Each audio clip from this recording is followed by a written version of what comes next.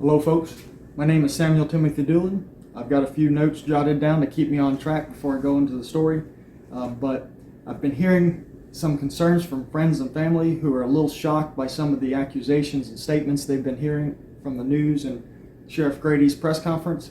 And seeing as it's been 6 days since me and my fiance were violently assaulted and 3 days since the press conference, I just felt led to tell the facts of the events that occurred that day. There's been a lot of emotions and politics and assumptions that have been tainting what I've seen online. And so I'm just here to clear some of that up. First, let me say that I have no ill toward any of the officers that showed up that day. Most were just going off of bad information that was given and had really no clue as what was really going on that day. The same applies for Graddy in the press conference. Secondly, I'm willing to face the consequences for standing on my convictions, the Constitution, and the Word of God. And if I am found guilty or convicted of any immoral or unjust actions, I will readily suffer the punishment.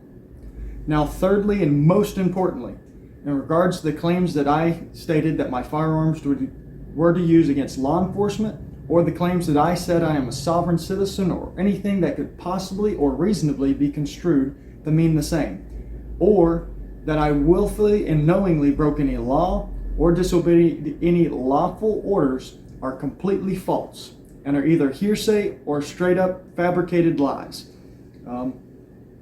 And I'm confident that once you hear the circumstances and the facts surrounding the case and the events of that day, that though we may not have the same convictions, that you will come to the same conclusion as I, that certain officers have behaved themselves unjustly and dishonestly and endangered many lives as a result. I will try to be brief and as detailed as I can to help clear up some of these misunderstandings. And I will try to post more information and videos at a later date. Thank you, and here's this side of the story. Okay, so here's my side of the story. I'm going to try not to caveat too much stuff, but it might have to happen. So on Thursday, I got my girl in the truck and we're driving at 6:30 in the morning, and we're driving down the road. It's a little bit dark, and so I see a state trooper up ahead, and after I pass him, he pulls out and pulls up behind us, and we drive for a second, and then he pulls past us and drives on. And so he stays ahead of me about 50 feet for a few seconds, a few minutes, don't know what, but it was a little while driving. And all of a sudden, next thing I know, he hits his brakes, comes up behind me, and turns on his lights. So after he's turned on the lights, he goes, he turns on his lights. I pull off the road and pull into a subdivision and getting him off the road. And so he pulls up behind me, and I turn off the truck, turn it all off, and have my hands where he can see them. And next thing I know, he walks up to the door and he points to the window. And so the state trooper's pointing to the window, and my flap windows are open. So I don't have any knobs on my windows. They don't work. It's an old truck.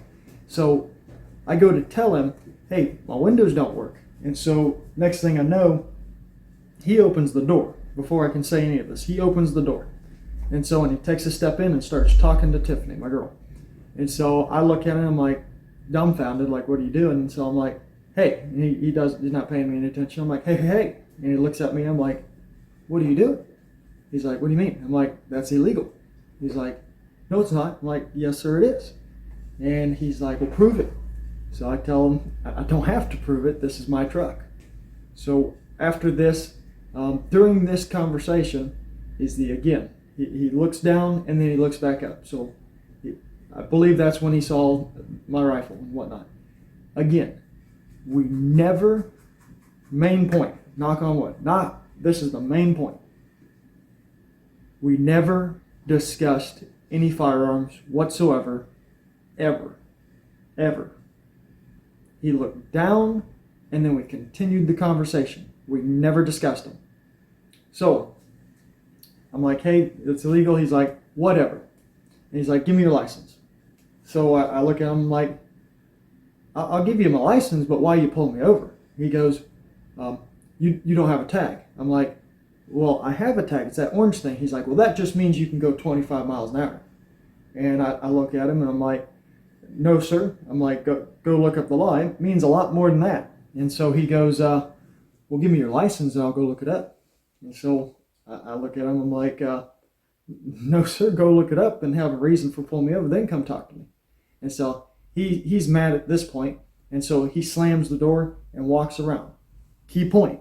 He does not retreat. He does not discuss the rifle. He does not discuss anything. Second point. I have never concealed anything in my life. Never concealed carried ever in my life. These weapons aren't concealed. So, second point. So he's not afraid. He doesn't retreat. We don't talk about the firearms. Nothing's ever said. And then he walks around to the front. So when he walks around to the front, he's focusing. He's beside my mirror and he's sticking his light in the window, in the windshield, looking for the VIN on the dash. And as he's doing this, he's like, move that stuff out of my way so I can see the VIN. And I go to move it and I stop and I'm like, no, sir. He's like, what? I'm like, this is inside my truck. I don't know what you're thinking.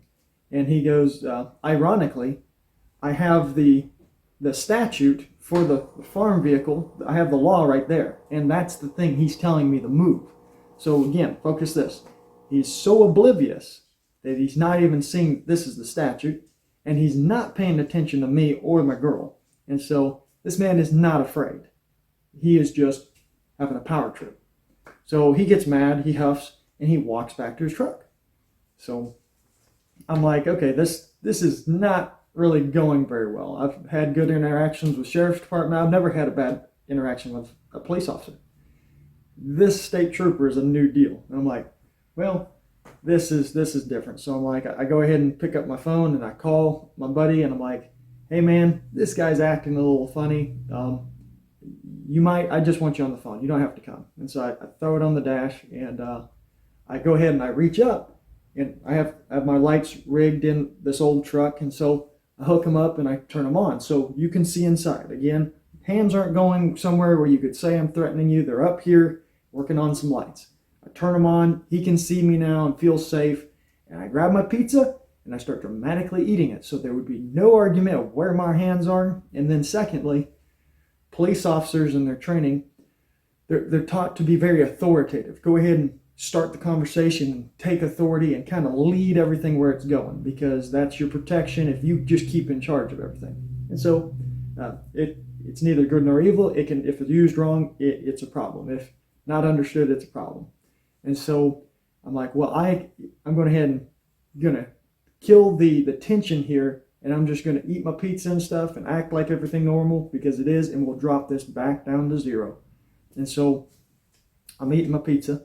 The next thing I know, the man walks up, and he's standing beside the door. So he's standing right here, and so off to the corner, and he goes, "Get out of the truck!"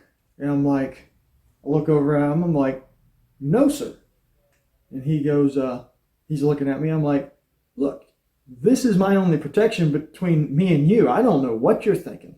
And so he looks at me, and so I can see he's just getting madder. And so I go ahead and I'm like, "Look, we started off on the wrong foot, sir." I'm like, "You opened my door. I was a little perturbed by it." I'm like, "So let's just start over. This is a farm, it has a farm tag. I'm willing to give you my license, and I don't know if I told him my name was Sam. I don't remember, but I really don't get any words out. I just say, let's start over." And the man goes and walks away. So he's power tripping. He's not being patient, and he's not discussing. We're not arguing. We're not having long conversations and debates. He's not having any patience. So he walks off.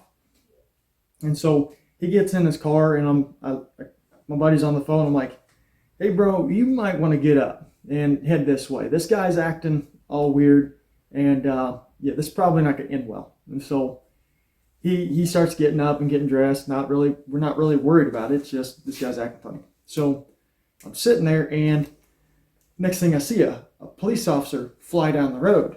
I'm like, this isn't going to go well. And next thing I know, 5 police officers or more just boom, all fly in on the road. And so I see this in my mirror, and I'm like, "Hey, bro, you're going to want to have to come quick because this guy's apparently has said something. I don't know what he's saying, but he's going ahead and he's taking this to a 10. So I'm like, they're probably going to do a snatch and grab and snatch us out of the vehicle. I'm like, so I'm going to need you here to take some of the stuff so when they impound the truck. And so he's headed this way. And so as this is all going on, next thing I hear over the intercom, come out with your hands up. Or no, my bad. They say, put your hands where we can see them. So I stick my hands out the window and I tell my girl, stick her hands out the window. The main windows are up, but the little flaps are open. So we shove our hands in the little vent window. And so the next thing I hear, get out of the vehicle. Well, this whole time, again, we haven't had a conversation about anything. And I have never been told I was arrested. I'm just being told, hey, give up your rights so I can just kind of do whatever I want. And so if I step out from my understanding, if you willfully get out and you're willfully setting your rights aside, kind of like if you have a fenced in property and the officer comes up and he's telling you to take a step off your property. He has no good intended. He's trying to do something without a warrant or whatnot. So I understand it's the sheriff's department. I'm like, these are reasonable guys. I've never had a bad confrontation with them or anything. So I'm like, these are reasonable guys. They're going to bring this back down. They just don't know what's going on. This guy's apparently radioed something up, and I don't know. And so I stick my hand out the window and they're like, get out of the car. They're over the intercom and I'm like, come to the window. Because again, I'm boxed in and can't really get my voice out. And so all of a sudden, that's all I say. And next thing I see this bulletproof shield show up in the corner of my car right here, right up in my face. And right next to him is a rifle. And my blood pressure just, and so I'm like, this ain't good. And so this man's got a rifle in my face and he's terrified. This terrifies me. I'm like, rifle's one thing. This man's scared to death. I don't know what the state trooper said to him. I'm just thinking, someone's lied to this guy and he's terrified of me for a reason. I ain't making a move. So my hands are shoved in the window. He's right here beside me. And I'm like, whoa, what are you doing? He's like, get out of the car. Get out of the car. And I'm like, no, sir. I'm like, just talk to me. He's like, get out of the vehicle. And so after a second or two of me just telling him to speak with me, just talk to me, this man's lied to you. After that, he calms down a little bit and he lowers his rifle and he pulls out his baton and he strikes the window. And after it doesn't break, he strikes it again. It bounces off. And so now he's looking a little flustered. And so I kind of smirk a little bit because, before the Army, the window shattered and I replaced it with plexiglass. And the little dark humor is, this man's about to cure me. He's embarrassed and terrified, and he's about to shoot me, and I'm going to die over my plexiglass window. And so the man looks terrified, and he goes, window didn't break. It's plexiglass. I'm going for back. And so he smacks the back, and it shatters. It's all in my shirt. It's all over my girl. And now everything just kind of go in slow-mo. And I'm like, this isn't good. I'm just trying to figure out how to de-escalate this and how to come out of this where everyone just kind of settles down. And so he's got the taser on me. I'm not getting out of the car because that's how you die. Don't care what anybody else thinks. You get out of the vehicle, you had your phone, you didn't have your phone, your hands, you tripped. The other guy heard the other guy say, don't touch the gun. He heard gun. You don't move. So I'm not moving at this point. And so this guy's pulls his taser out and is sticking it through the window and he's like, get out of the car. I'm like, sir, just talk to me. The guy's lying. About this time I hear and so he shoots me in the shoulder with that taser and my arm locks up. Well, I don't know if you understand the taser, but it's not a cattle prong. It doesn't make you move.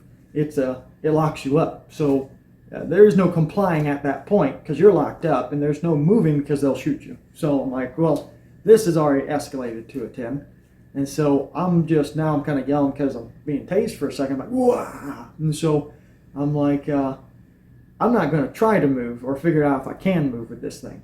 And so I see this about 150-pound officer climbing in the back of the truck and stumbling all over everything. I got a small back window, so I'm thinking to myself, I'm like, this is just becoming a mess. He's either going to drag my girl over the window or struggle picking my 200-pound butt out through that window. It's not going to happen. Not because I'm not willing. He's just not going to be able to do it. And I'm like, this is just not ending well. And so God just gives me the thought, and in all this chaos, and I just look back at the guy tasing me, and I'm like, "Sir, am I under arrest?" And he looks at me dumbfounded, and he goes, "Well, yes, sir." And so I'm like, I look over at my girl, and I'm like, "Tiffany, get out of the car before they kill you." And so she gets out of the car, and they whisk her away. And so next thing I know, they grab me, and they carry me out because I'm locked up. And then after they get me out of the vehicle, I see someone grab my rifle and my pistol belt, whisk them away, and they're on top of me. So there's about 10 guys or so on top of me, and they're handcuffing me. I'm yelling at them, going, "Hey man, just talk to me. Y'all have no clue what's going on. This man has lied to you. I don't know what he said to you. You just don't understand. Just talk to me." And no one's listening. It's calming a lot back down, because at this point they're just going through their training. They're not actually afraid, and something's not clicking to them. And so they're trying to handcuff me, and they're like, "Stop resisting." I'm like, "I'm not resisting. I'm just saying, just talk to me." And so again, I have a flashback to Ranger Regiment when in the infantry, they'll try to ball you up. They'll get about 10 guys. If they don't like you, they'll try to tie you up and throw you in the showers.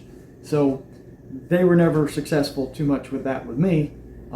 But so I had this flashback, and so they definitely wouldn't have handcuffed me very soon if I was trying to resist, because these are small guys. And so that's just me throwing that out there. But so I'm not resisting. We get up, we're done, and everything just instant back to zero. We're all good. And so we go and we start walking toward the vehicle, and I see them checking out different things and going through different stuff. Everyone's, hyped up, like they got their kill on, or they got to do their training, I guess I should say.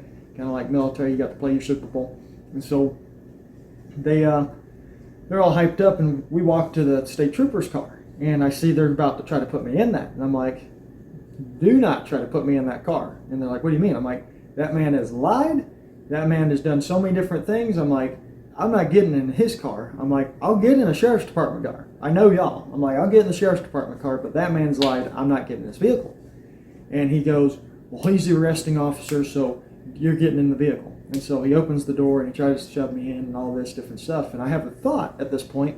I'm like, "Where's the girl? Where's she going?" So I'm like, "Hey, officer, I'll do what you want. Just where are you taking the girl, and what vehicle is she getting in?" And because he's like, "Well, don't worry about it." He tries to shove me in, and I'm like, "I will worry about it. Her dad left her in my charge. It's my responsibility." And so he's not listening. He's trying to shove me in. So I'm sitting down at this point. So I just pop my foot inside the door and wedge it in there. I'm like, he's not getting that out. And so I wait until I see the girl get in a vehicle, and which vehicle she gets in. And I'm like, all right. And I pull my foot in. And so whatever you think about that, it was my responsibility. So he closes the door, and we're all good. And so after a minute, the fire department or ambulance, one of the medical teams, come up, and they start working on me. They pull the probe out of my back, and they have me coming out of the car, and everything's cooled down. And I look at there's 2 young state troopers, and not the ones that pulled me over. There was only one guy there, but these 2 young state troopers are standing there, and they're all hyped up, and I'm like, "Y'all all good?" And they're like, "Yeah, just a scrape or a bruise." And I'm like, "What do you call it? Y'all have an adrenaline rush?" And so I'm trying to talk to them like I remember in the Army when everyone got to do something cool, and they're all hyped up. And so I know this is probably the most exciting thing they've done all week. So this goes on, and so it brings it back down. It's kind of, we're bringing it back down to a 0. And so it's all good, and they start treating me well, and taking care of me. Everything's good. So again, no qualms with the officers. Again, if I had heard what I'd heard on the news station over the radio, I probably would have came like that too. So I'm not so much blaming the sheriff's department or anything like that. And so these guys were acting pretty cordial after that. All of a sudden, so they close the door, and next thing I know, a sheriff's department officer comes up, and he opens up the trooper car, and he looks at me, and he's like, "Most might not do this, but I'm going to read you your Miranda rights." So he reads them to me. And he's like, "You understand these?" I said, "Yes, sir." He's like, okay, I just got to know. And he seems confused. He's like, why do you not recognize the state troopers, but you recognize us? And so he's kind of confounded by this. And so I look at him and I'm like, well, sir, y'all are the only elected officials in law enforcement and under the Constitution and different things. I'm like, and I do respect and recognize the state troopers. The difference was this officer was lying and starting to power trip and different things and breaking the law. And so then I'm just throwing myself on your authority. I'm like, I can't hold him accountable. He's not elected, nor is he in chain of command. I'm like, you're elected. I can hold you accountable. And so he gets this and he's like, so are you a sovereign citizen or have sovereign citizen ideology? And again, like I said with the having authority thing, the police department, all of them are trained and shown a video of like a guy that's a sovereign citizen. This young fella gets out with an AK, and so they're taught that sovereign citizens are all cop killers. It's kind of like when a cop says, "Well, you've been watching too many videos of the bad cop." So it's the same mindset. They train them a little heavily on that. Anybody that's a sovereign citizen is a cop killer. And so he asked me this, and that what it comes down to is they've bunched up anybody that believes the Constitution or the Bible is the highest authority. That man is a sovereign citizen, even if you're not. And so I look at him, I'm like, sir, I am not a sovereign citizen. I don't believe in that garbage and whatnot. I'm like, I just believe the Constitution and the law of the land, just like you do. And so he goes, okay. Key point. I never said I was a sovereign citizen, didn't say I was sort of sovereign, didn't say anything. If that's the way it was interpreted, focus, if that's the way it was interpreted, then the sheriff's department and Grady's department believes that if you believe the Bible or the Constitution that you're a sovereign citizen. That's my only statement I got on that one. Because all I said was, no sir, I am not a sovereign citizen. For every lie, it's a little bit of truth mixed with a lie. I'm like, so, it's the same way. I'm like, I believe the same as you, the Constitution and the law of the land. All I've said. So, if that's the only place that sovereign citizen was ever brought up, was by that officer. So, the two people I mainly talked to, the only ones I talked to at the arrest site, that state trooper that, called and he didn't retreat. He didn't ask me about the gun, nothing. And this officer who asked me about being a sovereign citizen. Key point. So as I'm sitting there, he's like, okay, so last question. He's like, why do you need such a rifle? I don't remember exact wording, but basically such a rifle.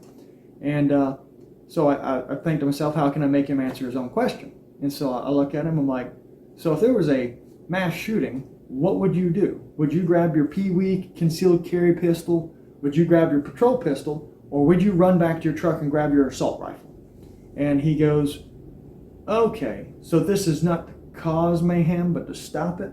And so I can see he's trying to mix and mingle my words. I'm like, Roger, yeah, it's meant to stop stuff. And I mentioned that, I just got a Ranger regiment 6 months ago. I'm used to using this kind of stuff and whatnot. So this is the conversation. Sit. The man closes the door, he jots something down, and he walks away. It's the only conversation. After that, the state troopers were good to me. The officer that caused the problem, the main state trooper, the first one on the site, he drove off, in different things. And so we end up at the field office or over there at Walmart, wherever that is. And so we go inside and just kind of shooting through it, because I'll do a video on it later, what happened throughout booking and jail and stuff, but making key points. That state trooper also walked me to the restroom and different things. No qualms. They also didn't handcuff me when they opened up my cell, told me to walk through 2 different doors and go to the office where a guy named Special Agent Radabom that works with the FBI from the sheriff's department who was asking me, he's like, I don't care about your case, I just want to know what Johnny is. And so we talked, and short answer, we talked about the taking your oath and meaning it, and not being able to trust people. So that thing being said, I was never handcuffed. So the argument that they thought I was dangerous is a lie. They knew me. They've known me. Grady's talked to me before. Our family and whatnot at different events used to hang out with Grady in different things at different sporting events. He goes to a friend of ours, shotgun shoot, that's died. Many different things. He's been to our church before. Radabom and me talked in the Army over the whole Johnny thing. Grady talked to me, and again, the whole thing that they don't know me, it's just propaganda. And so it's just to cover themselves for media. The fellow that asked me about sovereign citizen, just kind of shooting through it, I'll tell a story later. Shooting through it, they're taking me to booking. The officer taking me to booking is the one that asked me about sovereign citizen. We're headed out the door, and this man has me handcuffed, and he goes, I don't really need these, it's just, the way I do things. And I'm like, I understand. Again, not afraid of me, just making up a story, whatever it was, because this is the only guy that mentioned sovereign citizen. So either him or someone he's told made up that story. And so anyway, that's about where I'm going to leave that story. And so different things like that. I hope this clears some stuff up for you. I know we probably will not see eye to eye on convictions and stuff. Different personality. Maybe I'm a little high strung or something. You were not making the Ranger Regiment without that kind of energy. So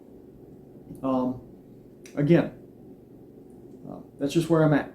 Just telling the story, telling the truth the best I know it from my perspective, because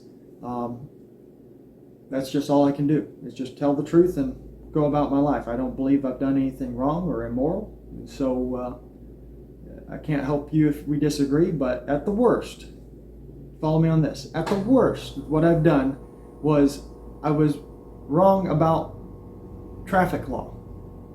That's it. Wrong about traffic, because it wasn't about the gun. I was sitting there, and if I was wrong about traffic law, then this officer should have been patient and wrote me a citation or a ticket. And if it wasn't that, because he says I didn't give him the license, he didn't ask again. I just told him, hey, go look it up, and he got mad. So I didn't tell him no on that. Again, the worst I did was a citation, a ticket, and at the very worst, maybe impound my truck. But you took it to a 10 and almost got me killed. If you believe that is moral and just, then I'm sorry we don't have common ground. I don't believe you understand what it means to be an American or understand the law system we have. And you definitely don't have the same book as me. So that's not to be offensive. I'm just being straightforward. And this is what I got. God bless, and on the next part. Well, now that all that's been said, if you'd like to help or speak with me, contact information is 863-712-9467, or email me at christiancalhand@gmail.com. No caps, Christian like in the Bible, Cal like moo, and hand @gmail.com.